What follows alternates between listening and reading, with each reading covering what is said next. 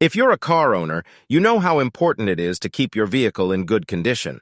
But even the most diligent car owners can experience problems with their cars. One common issue that you might face is a faulty relay 109. This small device plays a crucial role in the proper functioning of your car's electrical system, and when it doesn't work properly, you'll experience a range of symptoms. In this video, we'll take a closer look at the symptoms of relay 109 and what you can do to troubleshoot this issue. So, if you're experiencing some strange electrical issues in your car, keep listening to find out if a faulty relay 109 could be the culprit. Relay 109 is an electronic relay found in many Volkswagen vehicles, particularly those manufactured between 1999 and 2005. This relay is responsible for controlling power to important systems in the vehicle, including the engine and fuel pump. Understanding how Relay 109 works and the common issues it can face is crucial for any Volkswagen owner.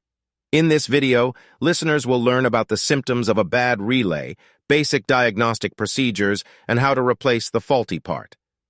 By following these steps, drivers can ensure that their vehicle is in top condition and avoid any potential safety issues caused by a malfunctioning Relay 109. One of the common issues with Relay 109 is that it can fail due to bad soldering. This can cause the car to suddenly stall while driving or prevent it from starting altogether. Another issue is a drain on the battery caused by a faulty relay that keeps the ignition and fuel system powered even when the key is removed. Additionally, a burned relay can become difficult to remove and even melt onto the fuse panel, making it necessary to replace the entire fuse box. It's important to address these issues promptly, as they can cause significant problems with the vehicle's operation and even pose a safety risk. A bad Relay 109 can cause a lot of trouble for your vehicle. Some common symptoms of a faulty Relay 109 include the engine not starting and the glow plug light not turning on when you turn the ignition. Additionally, the check engine light might come on, indicating problems with the engine control module, and the engine might stall while you're driving. All of these signs point to a malfunctioning Relay 109. If you notice any of these issues, bring your vehicle in for diagnosis and repair. Promptly addressing problems with the Relay 109 can prevent further damage and keep your vehicle running smoothly. When diagnosing Relay 109, it's important to take note of some basic observations and procedures. One should ensure that the battery has a good charge and all electrical connections are secure. Make sure there are no loose wires or damaged fuses. When testing voltage at slot 4, it should read 12 volts. Any voltage lower than 12 volts indicates a problem with the relay, and it should be replaced. When bypassing the switch in the relay, one can insert a wire into slots 3 and 5 of the relay socket. However, this is only a temporary solution, and the relay should be replaced as soon as possible to avoid further damage to the electrical system. To test the voltage at slot 4, one can use a multimeter to measure the voltage between the slot and ground. It is important to check for voltage when the key is turned on and also when the engine is cranking. If there is no voltage present, then it is likely that the relay is faulty. One can also try swapping the relay with another to check if it solves the problem. If the voltage appears normal, then another part of the circuit may be causing the issue. It is important to properly diagnose the problem before replacing the relay, as it may not be the root cause of the issue. If you like the video, please subscribe, like, share, and leave a comment. When diagnosing a faulty relay, it can be helpful to bypass the switch in order to test the circuit.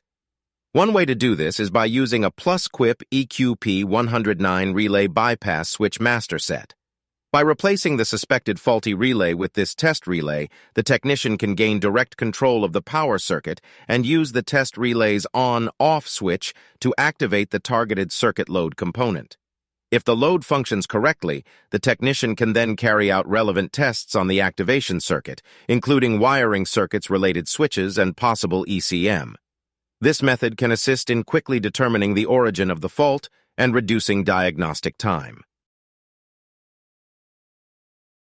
To diagnose and replace relay 109, checking the fuse box and wiring is an important step. It is recommended to start by locating the fuse box, which is typically located under the dashboard or in the engine bay of a car. Once located, the cover of the fuse box can be removed to access the fuses and relays. The technician should then visually inspect the wiring connections and the fuses to ensure they are in good condition. Any damaged or corroded wires or blown fuses should be replaced. Checking the wiring harness for any signs of damage or wear and tear is also recommended. Overall, checking the fuse box and wiring is an essential step in diagnosing the issue with relay 109. To check the continuity of the circuit inside the fuse box, one should remove relay 109 and put one wire of the multimeter in relay hole #5, relay pin 85, to pin 7 in terminal G7. This is to ensure that one is on the right pin.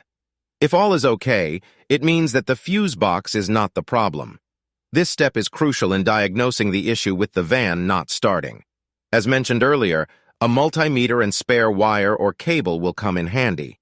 It is advisable to take caution and follow the instructions accurately to avoid causing more damage. Checking the continuity of the circuit inside the fuse box will help narrow down the problem and give an idea of where to look next. In conclusion, diagnosing and replacing relay 109 can be an important step in resolving issues with a vehicle's electrical system. The symptoms of a faulty relay 109 can include difficulty starting the engine, stalling while driving, and issues with the battery charge. However, these symptoms can also be caused by other factors, so it's important to have a professional diagnose the problem before attempting any repairs. If it is determined that relay 109 is indeed the culprit, it can be replaced relatively easily and inexpensively. By addressing issues with relay 109, drivers can ensure that their vehicles are operating safely and reliably on the road.